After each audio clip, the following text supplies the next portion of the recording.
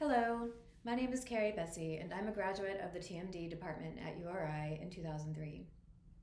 My recipe for hope began in early spring of 2019.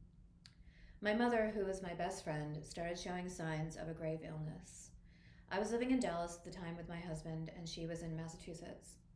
I knew in my gut that I had to get there to take care of her, and I had to get there quickly. I took a job back in New York City while my husband stayed in Dallas, and that was just the beginning of the most difficult time in my entire life. I had no idea what was in store for me.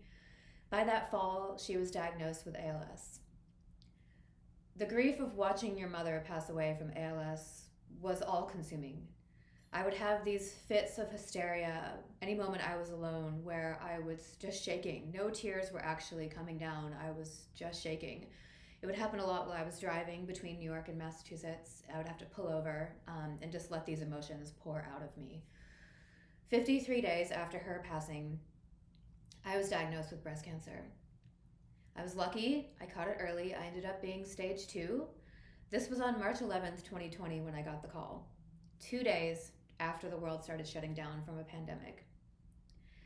Facing COVID-19, my mother's mortality and my own mortality in the same year was nearly impossible.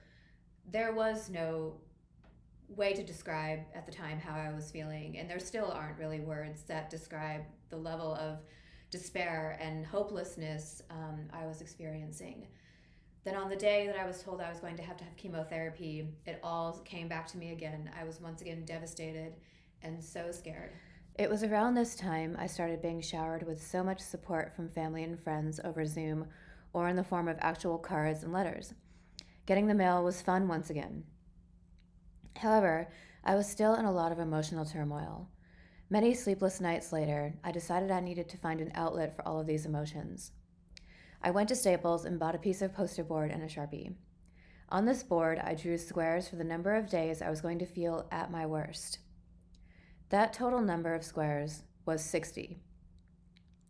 I immediately felt this profound sense of relief that I could make it through this. 60 days was not a long time in a lifetime. And at a time when I was feeling my least hopeful, I was able to lean on not only my strong support system, but my artistic abilities as well. The 60 boxes became my way of organizing things into tiny, digestible pieces. When you are diagnosed with cancer, you are seeing so many doctors. At one point, I had a team of 8 different doctors to rotate seeing. As the days progressed, I started drawing little icons inside the squares as reminders for things I needed to do those days. All that fit into a box was all I could accomplish for that day. And little by little, I started to come to peace with my situation and to accept that what was in the square for each day was enough. Each morning when I opened my eyes, I was so grateful and still am to be alive. And each day is a new day to create a new piece of art. I still use these poster boards with squares drawn into them to keep track of my cancer appointments and other related milestones 2 years later. It is therapeutic and it reminds me of that first moment of relief when I counted to 60. Thank you for your time and consideration and for allowing me to share the work I created during and after cancer treatment with you.